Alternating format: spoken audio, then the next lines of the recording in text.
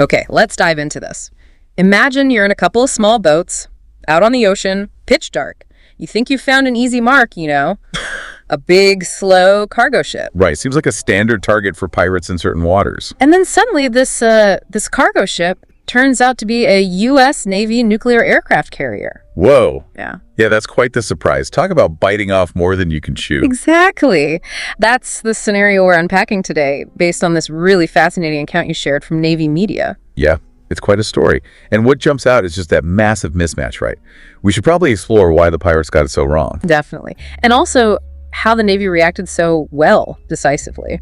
And what it all means, The so what factor, absolutely. Yeah. The source is that Navy media YouTube transcript, pirates tried to hit the wrong U.S. Navy ship, big mistake. Catchy title, and pretty accurate, I'd say. But we want to go a bit deeper for everyone listening. Right, beyond the headline, understand the mechanics, the implications, the Gulf of Aden where this happened. It's a known hotspot. So seeing how the U.S. Navy handles even a small threat there tells you a lot about their readiness. Precisely. Their capabilities, how they operate when things get real. Okay, so let's set the scene. Dark night, Gulf of Aden. These two skiffs, they're moving fast, heading for this huge dark shape on the water. And their thinking, based on the account, was pretty simple. Big silhouette, no lights.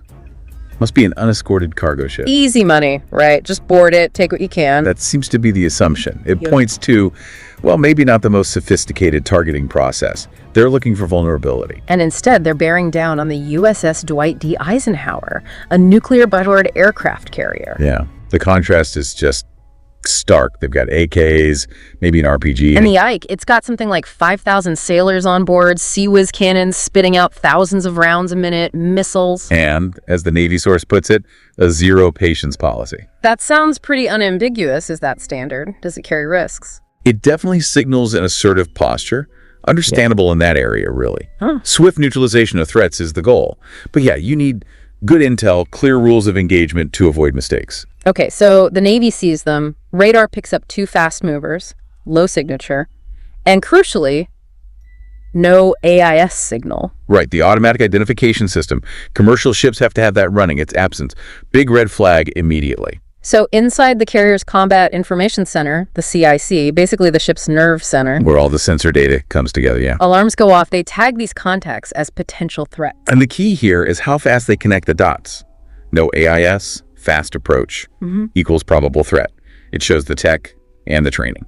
And the reaction wasn't slow. The CO gets notified, and bang, within 2 minutes, an MH-60R Seahawk helicopter is lifting off the deck. 2 minutes. That's incredibly fast. Shows they weren't just sailing along, they were actively patrolling, ready to go. Yeah, the account makes that clear. This wasn't some sleepy convoy. It was a full carrier strike group on high alert. And that's the thing about a carrier, isn't it? It's never truly alone.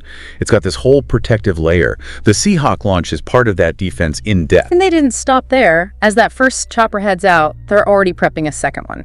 Plus, the USS Gravely, a nearby destroyer, is getting its RHIB teams ready. RHIBs, the rigid-hulled inflatable boats. Yeah.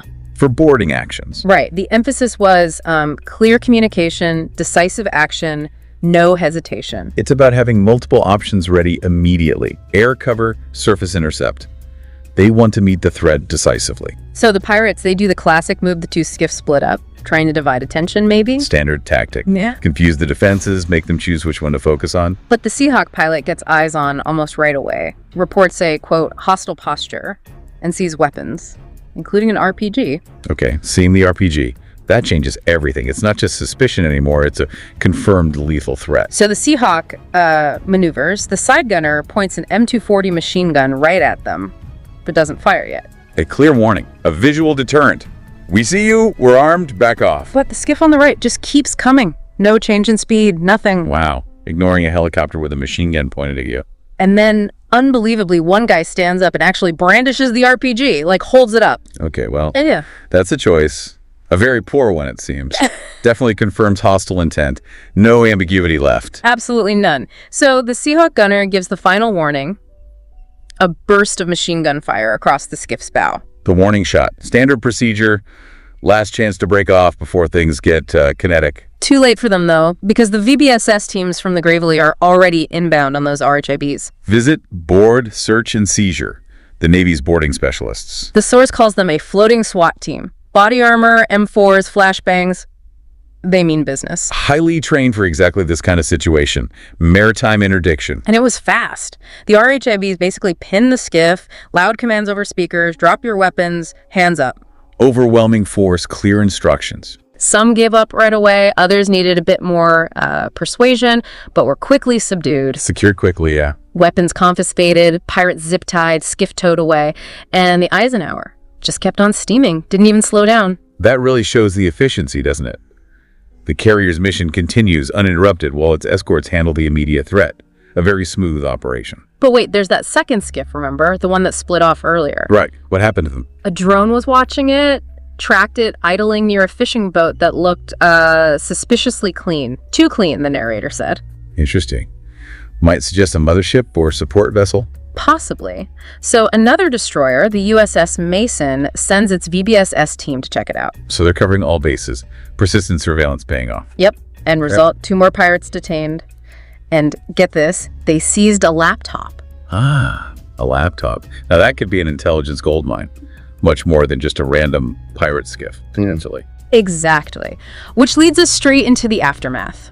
This wasn't just about stopping the attack. It became about investigation, documentation, sending a message. Standard procedure after an incident like this, especially when there's potential for intelligence gathering. Apparently, the pirates they caught, they still thought they'd attacked a cargo ship until a Marine set them straight. Imagine that moment of realization. You didn't attack a freighter, you attacked a nuclear aircraft carrier. The narrators guess at their reaction. Big mistake. You almost feel sorry for them. Almost. It just highlights the incredible gap in awareness and capability. A fatal miscalculation. And the account really spells out why a carrier is basically untouchable for pirates like this. It's never alone, right? It's the heart of a whole strike group. Correct. You have destroyers, cruisers, often a submarine, supply ships, all networked together. Plus the air-wing helicopters, jets, drones. It's a fortress. Multiple layers of defense. You can't just sneak up on it. Not easily, no. The detection capabilities alone are immense. And the Eisenhower itself.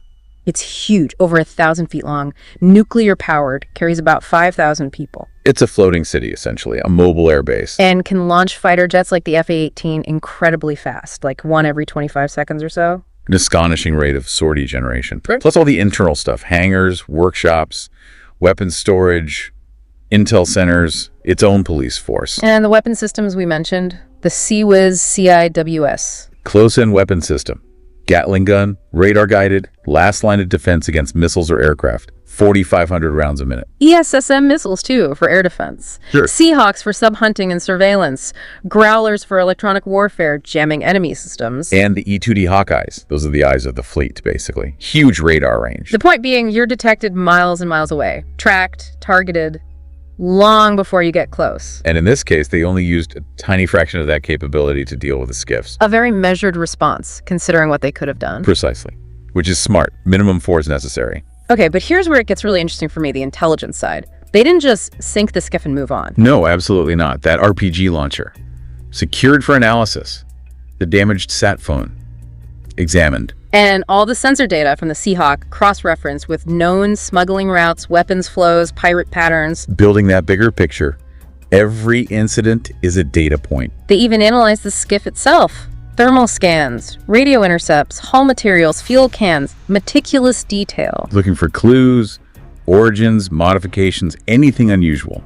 And they found something. A weird radio frequency that matched chatter picked up near a previous illegal arms shipment from Eritrea. Ah, see? There's the connection. That's huge. It suggests this wasn't just random piracy. Right, it links these guys potentially to a larger network, arms trafficking, maybe more. It elevates the whole incident from a simple maritime security event to something with potentially wider geopolitical implications. And the speed of sharing this info was incredible. Within 12 hours, CNTCOM and AFRICOM knew, coalition partners knew, intel fusion centers. Rapid dissemination is key. That info might prevent the next incident or uncover a bigger threat. Because the thinking is, every small contact could be a probe, right? Testing defenses for something bigger. Drones, maybe man-pads. Exactly. You can't assume it's isolated. You have to consider the worst-case potential. Treat every contact seriously. The narrator even mentioned the 3 most dangerous words in the Navy. Target package confirmed. That sounds ominous. It means a threat has been identified, located, confirmed as hostile, and is ready to be engaged. It signifies a point of no return in an engagement sequence. And the effect in the region after this? Palpable. Smuggler chatter dropped off. Suspicious radio signals went quiet. Things got tense near Somalia. It sent a very clear message. Yeah. Actions have consequences. It's a deterrent effect. The Navy doesn't just warn, it demonstrates. Makes an example. A powerful form of strategic communication through action. So wrapping this up, the big takeaway here, I think, is how this seemingly small, almost comical mistake by these pirates. Thinking an aircraft carrier was a cargo ship. Yeah. It triggered this incredibly sophisticated, multi-layered response. Not just stopping them, but the whole intelligence machine kicking into high gear. It really shows the carrier group's defensive power, but also that hidden layer of intelligence gathering that's always working. Right. Even seemingly minor events aren't minor when they happen near assets like these. Absolutely. And it really makes you wonder, doesn't it? It highlights how these isolated incidents might be connected beneath the surface. What other small encounters, maybe things we never even hear about, are triggering these huge analytical efforts around the world? Exactly. What unseen networks and responses are constantly operating, shaping things in ways we don't realize. Something to think about.